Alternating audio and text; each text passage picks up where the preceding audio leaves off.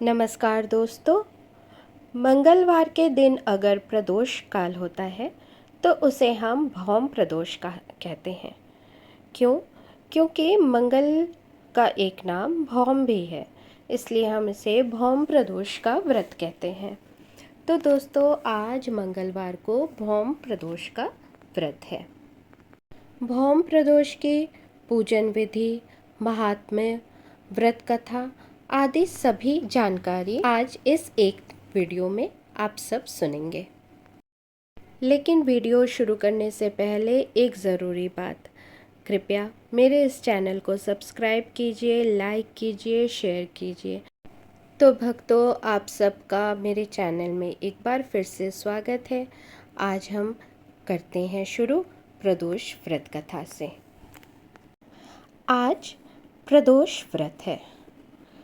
प्रदोष का क्या अर्थ होता है, सबसे पहले हम ये जान लें। प्रदोषो रजनी मुखम के अनुसार सायंकाल के बाद और रात्रि आने के पूर्व दोनों के बीच का जो समय है उसे प्रदोष कहते हैं। व्रत करने वाले को उसी समय भगवान शंकर का पूजा करनी चाहिए। आइए जानते हैं प्रदोष व्रत करने की पूजा विधि क्या है। प्रदोष व्रत करने वाले को त्रयोदशी के दिन भर भोजन नहीं करना चाहिए। शाम के समय जब सूर्यास्त में 3 घड़ी का समय शेष रह जाए, तब स्नान आदि कर्मों से निवृत्त होकर श्वेत वस्त्र धारण करने के पश्चात संध्या बंधन करके वहाँ मंडप बनाएं और वहाँ 5 रंगों के पुष्पों से पद्म पुष्प की आकृति बनाकर कुश का आसन बिछाएं। आसन पर पूर्वाभिमुख बैठे। इसके बाद भगवान महेश्वर का ध्यान करें। त्रयोदशी अर्थात प्रदोष का व्रत करने वाला मनुष्य सदा सुखी रहता है। उसके संपूर्ण पापों का नाश इस व्रत से हो जाता है। जो स्त्री पुरुष जिस कामना को लेके इस व्रत को करते हैं, उनकी सभी कामनाएं कैलाशपति शंकर पूरी करते हैं। सूत जी कहते हैं कि त्रयोदशी का व्रत करने वाले को 100 गौदान का फल प्राप्त होता है। इस व्रत को जो विधि विधान और तन मन धन से करता है, उसके सभी दुख दूर हो जाते हैं। तो भक्तों, ये था त्रयोदशी व्रत महात्म्य। आज अर्थात मंगलवार को प्रदोष व्रत पड़ने के कारण इसे भौम प्रदोष कहा जाता है। रोगों से मुक्ति और स्वास्थ्य लाभ हेतु मंगल प्रदोष का व्रत किया जाता है। भौम त्रयोदशी या मंगल प्रदोष व्रत कथा आरंभ। सूत जी बोले, अब मैं मंगल त्रयोदशी प्रदोष व्रत का विधि विधान कहता हूँ। मंगलवार का दिन व्याधियों का नाशक है। इस व्रत में एक समय व्रती को गेहूँ और गुड़ का भोजन करना चाहिए। देव प्रतिमा पर लाल रंग का फूल चढ़ाना और स्वयं लाल वस्त्र धारण करने चाहिए। इस व्रत के करने से मनुष्य सभी पापों व रोगों से मुक्त हो जाता है। इसमें किसी प्रकार का संशय नहीं है। अब मैं आपको उस बुढ़िया की कथा सुनाता हूँ जिसने यह व्रत किया और मोक्ष प्राप्त किया। अत्यंत प्राचीन काल की घटना है। एक नगर में एक बुढ़िया रहती थी। उसके मंगलिया नाम का एक पुत्र था। वृद्धा को हनुमान जी पर बड़ी श्रद्धा थी। वह प्रत्येक मंगलवार को हनुमान जी का व्रत रखकर यथाविधि उनका भोग लगाती थी। इसके अलावा मंगलवार को ना तो वो घर लीपती और ना ही मिट्टी खोदती थी। इसी प्रकार से व्रत कर रखते हुए जब उसे काफ़ी दिन बीत गए, तो हनुमान जी ने सोचा कि चलो आज इस वृद्धा की श्रद्धा की परीक्षा ले लेते हैं।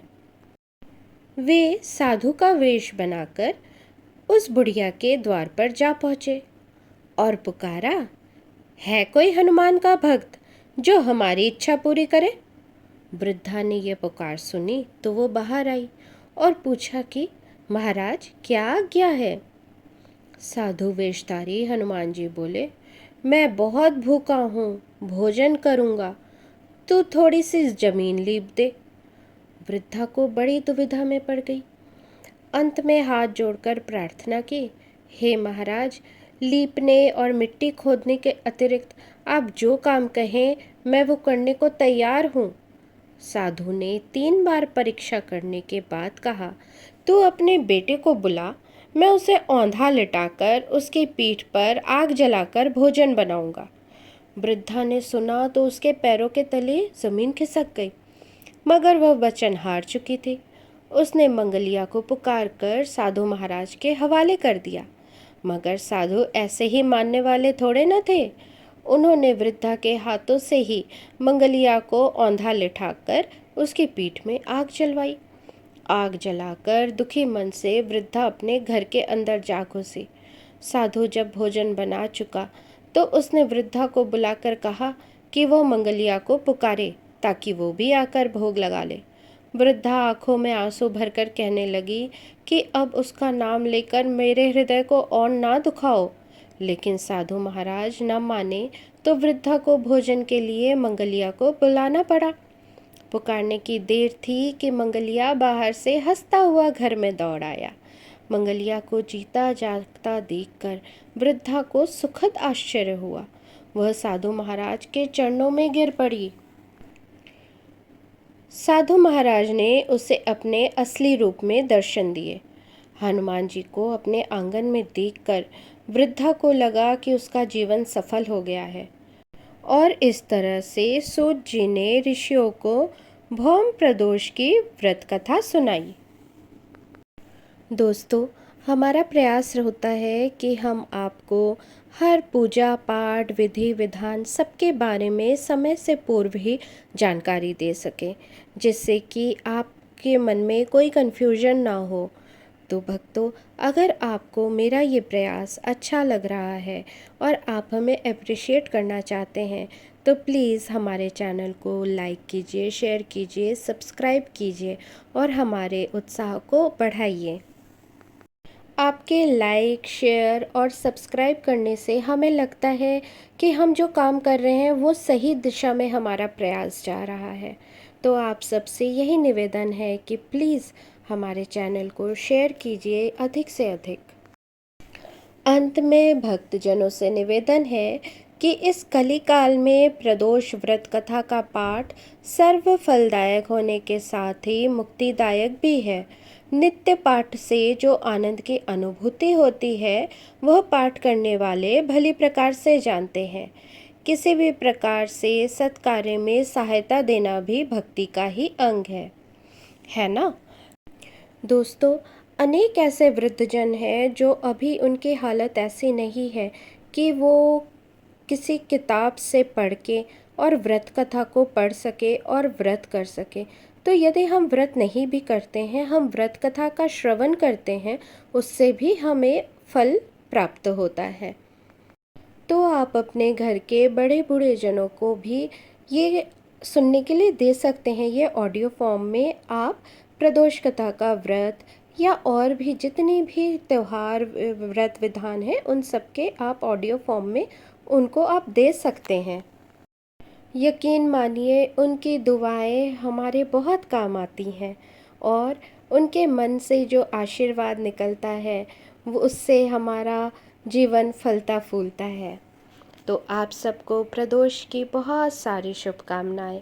धन्यवाद।